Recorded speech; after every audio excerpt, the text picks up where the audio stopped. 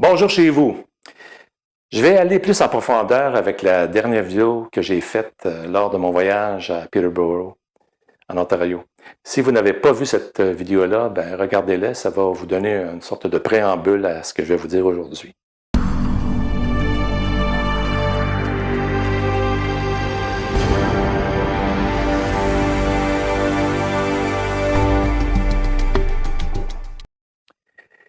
Je vais poser certaines questions. Savons-nous vraiment pourquoi nous faisons ce que nous faisons? J'écoutais un vlog ce matin d'un gars qui a interviewé des gens à New York qui attendaient devant différents magasins d'Apple pour être les premiers à acheter un iPhone. Il leur a posé une question et il dit pourquoi attendez-vous en ligne? La majorité des gens ont répondu je ne sais pas. Alors, comment est-ce possible de ne pas savoir pourquoi on attend en ligne pendant des heures, voire des jours pour acheter un iPhone que l'on pourrait très bien acheter le lendemain ou même au plus tard dans l'après-midi? Simon Sinek, dont j'ai parlé dans la dernière vidéo, en a expliqué une partie lors de son TED Talk. Année après année, Apple est leader dans l'innovation de produits, d'ordinateurs, de tablettes, téléphones et autres. Tout comme les autres entreprises du genre, ils ont tous accès aux ressources humaines, l'équipement, fournitures, médias, consultants. Alors pourquoi est-ce que Apple est si différent des autres? Pourquoi est-ce que certains leaders, comme par exemple Martin Luther King, qui sans Internet, texto, portable, Twitter ou autres, ont réussi ou a réussi à attirer des milliers de personnes pour entendre son discours sur I have a dream? Qu'est-ce qui les a attirés, ces gens-là? Parce qu'ils étaient noirs? Pourtant, il y avait beaucoup de blancs dans l'auditoire, donc ce n'est pas la raison. Pourquoi est-ce que les grands leaders réussissent à inspirer et à mobiliser des milliers de personnes? Ben, il y a une formule qu'ils utilisent tous et je vais vous l'expliquer. Mise en garde, par contre, cette formule peut être aussi utilisée pour manipuler les gens. J'en parlerai plus tard. Voici comment ça fonctionne. Simon Sinek le nomme le cercle d'or. Il y a 3 ingrédients à ce cercle d'or.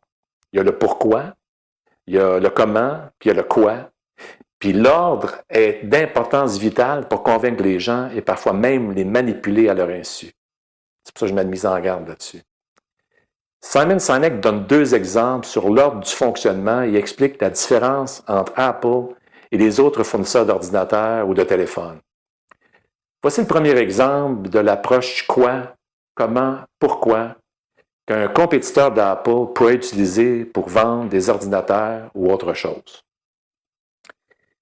Bon, il pourrait dire quelque chose comme nous fabriquons de très bons ordinateurs, ils sont élégamment conçus, faciles d'usage et conviviaux. Ils sont aussi performants, si pas plus qu'Apple, et en plus, ils sont moins chers qu'Apple. Vous voulez en acheter un?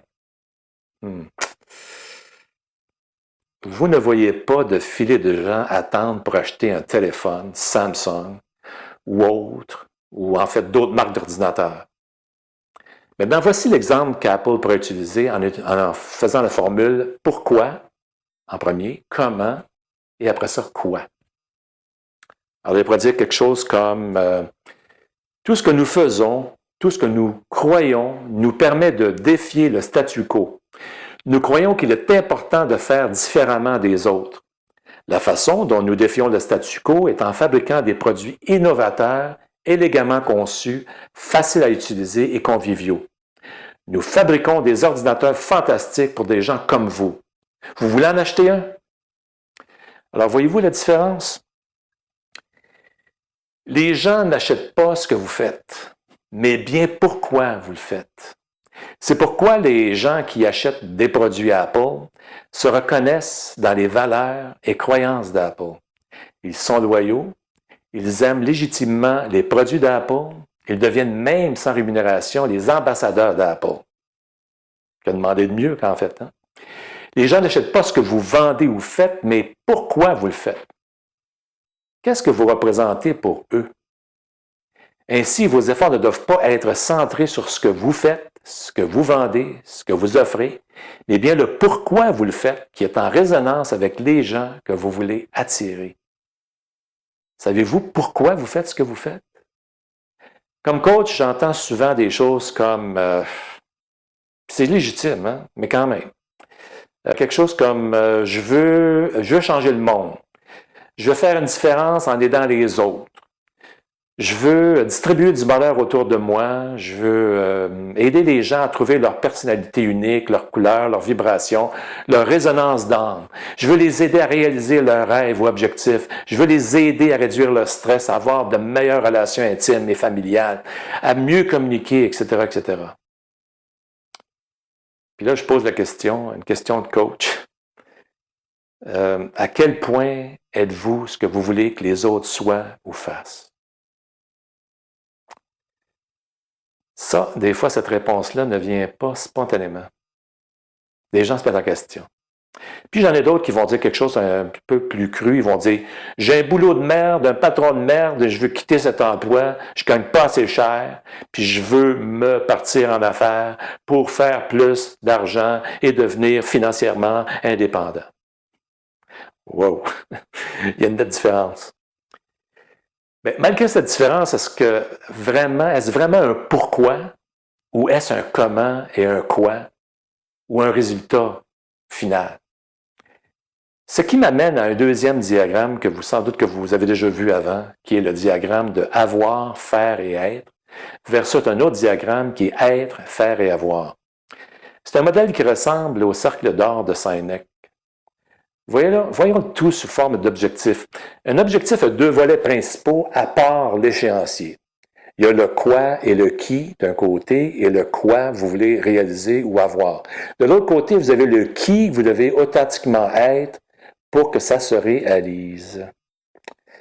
Le qui ou être, qui fait ou faire, le quoi, est le moteur qui produit les résultats concrets que la personne va avoir. Bon, êtes-vous confus? Par exemple, qui devez-vous être pour faire ce qu'il faut pour avoir un corps en santé? Si vous croyez que vous devez avoir une diète, un entraîneur, un extracteur de jus, des vêtements, des appareils d'exercice pour faire ce qu'il faut pour être une personne en santé, vos efforts ne dureront pas longtemps et vous aurez encore une fois échoué dans vos tentatives. Et sans doute, vous vous poserez encore la question, pourquoi les autres? Pourquoi pas moi? Probablement parce que vous êtes concentré sur le comment ou le faire avant d'avoir vraiment déterminé qui vous êtes vraiment. Par contre, si vous avez une croyance légitime et des valeurs qui sont congruentes avec un corps en santé, votre être va vous faire découvrir les vraies choses à faire pour avoir ce corps en santé. Les gens qui suivent cette formule n'ont aucune difficulté à faire ce qu'ils doivent faire, car leur choix devient plus organique qu'intellectuel et ils réussissent plus vite. Si vous devez constamment vous faire croire que vous êtes sur le bon chemin, c'est que vous n'avez pas l'être qui fait ou qu'il faut pour faire les bons choix d'action et avoir ce que vous voulez. La même formule peut s'appliquer pour l'abondance émotive, financière, intime ou autre. Par exemple, pour rencontrer la bonne personne ou la personne idéale, vous devez en premier être cette bonne personne idéale. Mais, spoiler alert, vous êtes la bonne personne pour au moins une autre personne. Puis faire ce qu'il faut pour l'avoir ou la trouver. Malheureusement, c'est l'inverse qui se produit. Les gens se donnent un tas de raisons avant d'agir quand ils ont l'impression qu'il manque toujours quelque chose. Ils attendent d'avoir ces choses avant d'agir. Le prochain webinaire, la prochaine session ou rencontre, le prochain livre, la prochaine conférence. Souvenez-vous, être, faire, avoir, lié avec pourquoi, comment et quoi. Je reviendrai dans une autre vidéo pour dévoiler la face obscure de cette formule lorsqu'elle est utilisée pour faire fortune aux dépens des fidèles. Ça rejoint ce que j'ai mentionné plus haut, quand les gens répondaient qu'ils ne savaient pas pourquoi ils attendaient en ligne si longtemps pour avoir un iPhone. Je vous souhaite bon succès et à bientôt.